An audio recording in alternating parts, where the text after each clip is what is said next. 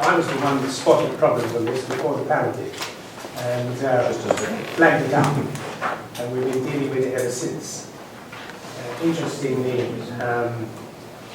we are now looking at how we can cooperate with the other two forces on this. But in looking at it, we actually have a better service than everyone else does, even though it has some failures there. If you look at the figures, there is no way that I or anyone can justify someone hanging on the phone for 59 minutes. It is unacceptable. And I said that we have to have a trigger to stop that. You shouldn't, if you go beyond 10 or 15 minutes, there should be a mechanism to trigger on that. Now, what we've done is we've talked to BT about this. We've talked to John Lewis about this, because of the call handling side of things.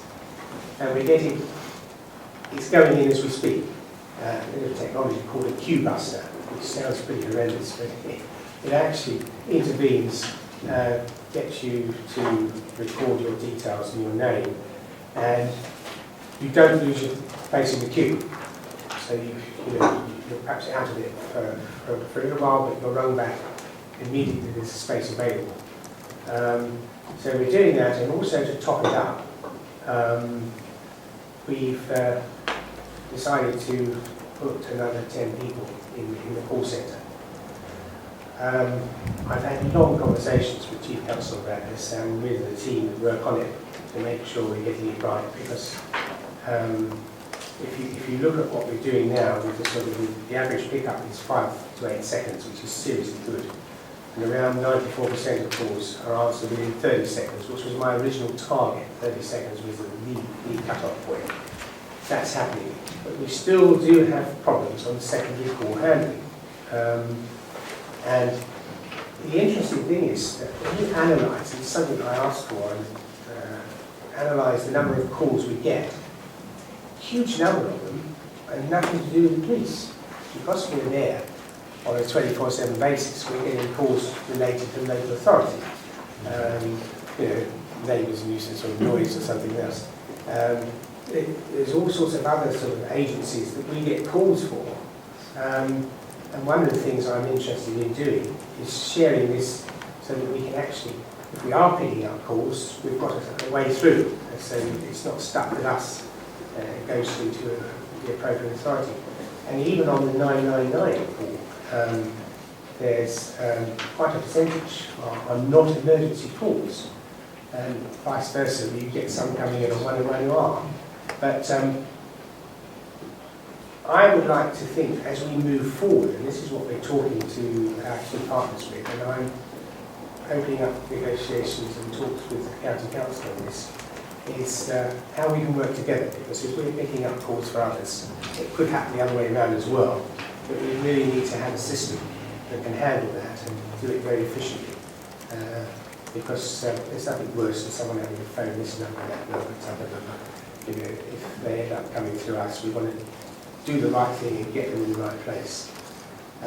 So with what we've put, the additional capital we've put, which is technology plus the 10 extra people, we're going to be able to make this a lot better. But I would flag up that we are talking to the other two as to how we can perhaps do another bit and make it more efficient. Rush. Thank you, Chairman. Yeah, this is a very welcome report, and I think for the first time we're really getting to real numbers that certainly I start to recognise. 6.6 is very, very welcome when we're talking about, although some of the terms in it I find confusing, what an average longest wait time actually means. During the month. 46 minutes actually. That's a one-off. That's a one-off. No, I've regularly sat on there for over an hour waiting for 1012 to the secondary call to be transferred. It worries me greatly that we are still putting so much emphasis on the initial pickup, although the figures are very good. And I can remember, I think my very first police and crime panel that I sat on, we had a report that was very much talking about only that initial pickup being the target, and that everything was brilliant because they were starting to get to those figures, completely ignoring the item raised in 6.6 that you then very often spend 10 minutes to an hour sat on the phone as a secondary call. So that is very, very welcome. What I found intriguing reading this paper, I forget where I saw it the other day, 5.3 I think it was I wonder if there is a primary flaw in the way 101 is being used. I'm intrigued by the figure that 50% of the calls are it being used as a switchboard for the police service, and that seems to be an awful, much bigger logjam than I suspected.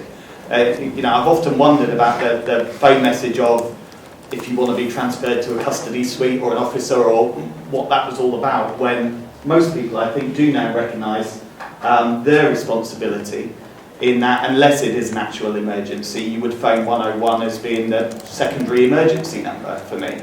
To then learn that half the calls are literally switchboard inquiries suddenly makes me realise why I'm sat on the phone for an hour trying to report a crime. Is that a flaw where actually there could be an alternative number or a different way of getting through to custody suites and individual officers without tying down the 101 number? First of all, you're right to say we concentrate on pick-up, because that's essential, because we do get something like 10% of the calls coming in that are urgent, and we need to find that out and quickly put them onto the emergency service. So that's important that you do that. In terms of it being used as a switchboard, apart from the technology we're introducing, the new technology we have with Metis and TUSA is going to enable police to use a different system themselves, because one of the things that happens sometimes the police themselves use 101 to get through. Now, that's ridiculous.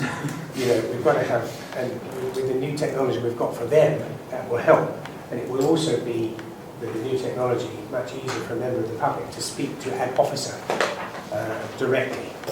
So but you've got to give us a little bit of time to work that through, because all this is sort of coming on stream. But the long and the short of it is, although we seem to have, having sort of looked around, one of the best call operations in the country, it's got to be better, because I regard this as the front line. Everyone's worried about the front line and seeing an officer on the front line. That's never going to happen, as it was before, with the police on sort of on every corner. So we've got to make this really polished and efficient, because that is public contact, and that is our front line. And I'm very aware of that. Thanks. We did ask you, firstly, there's a lot of good in this report, and there's a lot of good in the resourcing that you put into it, but we did, as a panel, ask about this as part of the budget discussions on March the 18th, and you blanked the question, but a week later you made good announcements, so I think we'll give you off, we'll let you off for good behaviour on that one. I listened to you. Thank you. I think it does, as you said, revolve around this secondary time handling. And whilst there are side issues, as you suggest, of tying up, linking up the different call centres, the key issue is this. It is, I think, if we come back further, Chairman, and if we have a further follow-up, we really need your team and the force to investigate, well, why are these secondary calls taking so long? The reason is, I mean, if you look at that average, and if we were all just to stay silent, for which might be a pleasure for some of us, but for 4 minutes, or the last month here, April 2015, 6 minutes 31 was the average time. Now, unless someone can argue otherwise, I think these calls are just put through to people who aren't answering the phone. I know from the effort that we put in and other councils put into our call centres that we don't have faith. We do have faith in all our people, but we don't have faith as a system in just allowing someone to be left on a dead-end phone. And what our call centres would increasingly do is make sure that wherever they can, they find out the answers, or they offer callbacks, or they have a routine for saying, well, the custody suite in Parkside will have this answer, or we'll get it sorted. I just think I appreciate the toughness of the resource situation. with the cuts to funding, but I just think that there must be routes on this secondary call handling to make improvements. All I can say is I agree with you, that's what we're trying to look at. But the volume is huge, with 28,000 calls a month, there's a lot of calls coming.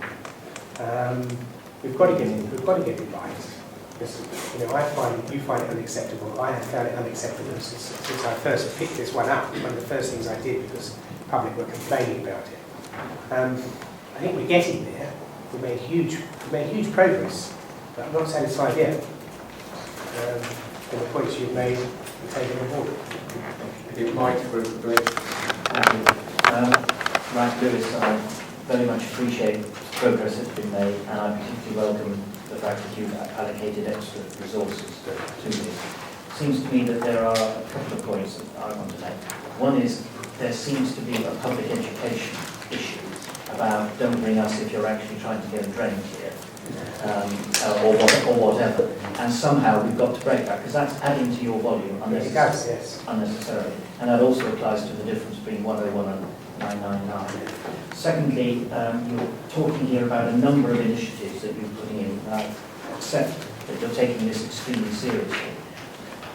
Going back to the conversation we had earlier about targets and performance indicators and so on, I'm going to ask for a schedule from you as to when things, your best guess, might become available, because we are trying to manage our parish councillors. Right. Yes? So if you could say it's going to take 3 months before these 10 staff, approximately. You're about right on that. Yeah, and we might, yes, and we've got Q-Buster, but it's dependent on... Q-Buster is going in at the moment, and will probably be operational that's fine, I back don't... end of July. Yeah, so that will be back end of July, and anything else that you're introducing, just so that we can give a message of hope to our parishioners.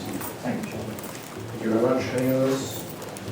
So we'll move to the recommendations. So we're looking for a further follow-up on secondary calls. It's an ongoing thing, Mr. Chairman. We're not going to leave that alone. No, that's fine, but obviously we request that going back to a further meeting, and obviously an update on the service and how that's progressing would be good as well. Thank you very much.